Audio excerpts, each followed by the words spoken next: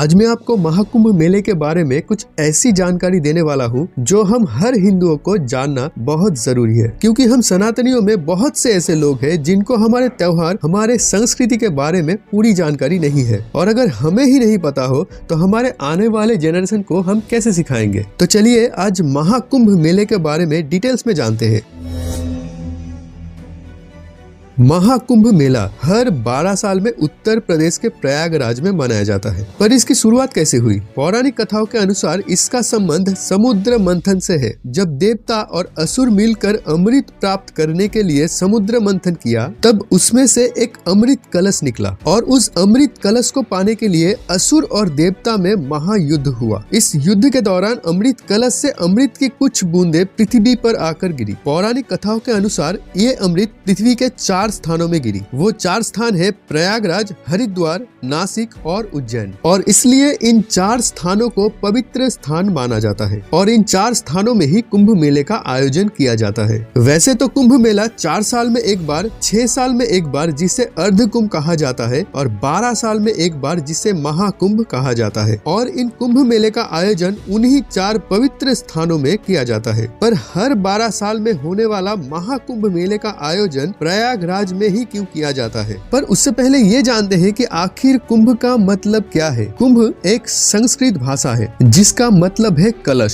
संस्कृत भाषा में कलश को ही कुंभ कहा जाता है। अमृत कलश यानी अमृत कुंभ के कारण ही इस त्योहार को कुंभ का नाम दिया गया है। पर इसका एक साइंटिफिक रीजन भी है। महाकुंभ मेला इसलिए भी हर 12 साल में मनाया जाता है क्योंकि जुपिटर को सूरज का एक चक्कर लगाने में 12 साल का समय लगता है। 12 साल तक चक्कर लगाने के बाद जब जुपिटर कुंभ राशि में एंटर करता है, तब कुंभ मेले का स्थिति बनता है और इस तिथि को सबसे पवित्र तिथि माना जाता है। पर 2025 में होने वाला महाकुंभ, जो सिर्फ महाकुंभ नहीं, जिसे बृहत महाकुंभ का नाम दिया गया है। और इस बार जो बृहत महाकुंभ होने वाला है उसे जानकर आपको सनातनी होने पर बहुत गर्व होगा। पर उससे पहले ये जान लेते हैं कि आखिर महाकुंभ मेला प्रयागराज में ही क्यों मनाया जाता है। पौराणिक कथाओं के अनुसार ये कहा जाता है कि प्रयागराज ही वही स्थान है जहां ब्रह्मदेव ने अपना पहला यज्ञ किया था और यहाँ 3 नदियों का संगम भी होता है, गंगा, यमुना और सरस्वती। इसलिए इस जगह को त्रिवेणी भी कहा जाता है। हालांकि सरस्वती नदी अब पूरी तरह से विलुप्त हो चुकी है और मान्यताओं के अनुसार प्रयागराज तीर्थ स्थल का राजा है। इसलिए प्रयागराज में ही महाकुंभ मेले का आयोजन किया जाता है। और अब जानते हैं 2025 में होने वाला बृहत महाकुंभ के बारे में। 45 दिनों तक चलने वाला बृहद महाकुंभ जो शुरू हो रहा है 13 जनवरी को।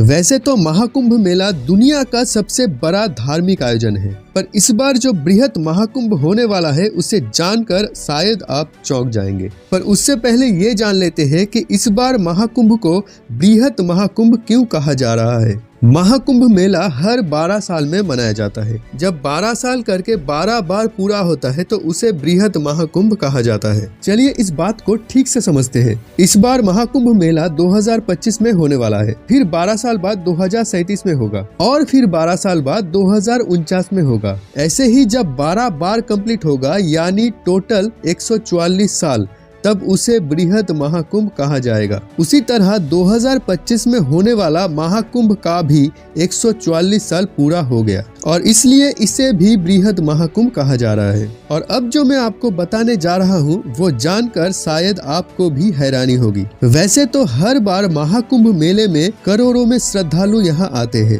पर इस बार बृहत महाकुंभ मेले में 40 करोड़ से भी ज्यादा श्रद्धालु यहाँ आने वाले हैं। 40 करोड़ से भी ज्यादा, मतलब आप ऐसे हिसाब लगा सकते हैं कि अमेरिका में टोटल जितना पॉपुलेशन है उससे 5-6 करोड़ ज्यादा हिंदू श्रद्धालु यहाँ आने वाले हैं। और इसलिए इस पूरे एरिया को एक टेम्पोररी जिला घोषित कर दिया गया है जिसे महाकुंभ जिले के नाम से जाना जाएगा। और 40 करोड़ लोगों के लिए यहाँ जो इंतजाम किया गया है वो भी देखने लायक है। सबसे पहले तो यहाँ 1800 एकड़ की जमीन में पार्किंग का इंतजाम किया गया है। 1.5 लाख टेंट लगाया गया है। 70,000 LED लाइट्स लगाई गई है। स्नान करने के लिए 12 किलोमीटर लंबा घाट बनाया गया है। 400 किलोमीटर की सड़कें बनाई गई है। 30 टेम्पोररी ब्रिज बनाया गया है और उसके साथ 26,000 कैमरा, 1.5 लाख शौचालय, 25,000 डस्टबिन, 15,000 सफाई कर्मचारी और पैदल चलने के लिए 2 लाख एकड़ जमीन पर सीट्स बिछाया गया है ताकि लोगों को चलने में प्रॉब्लम ना हो। सच में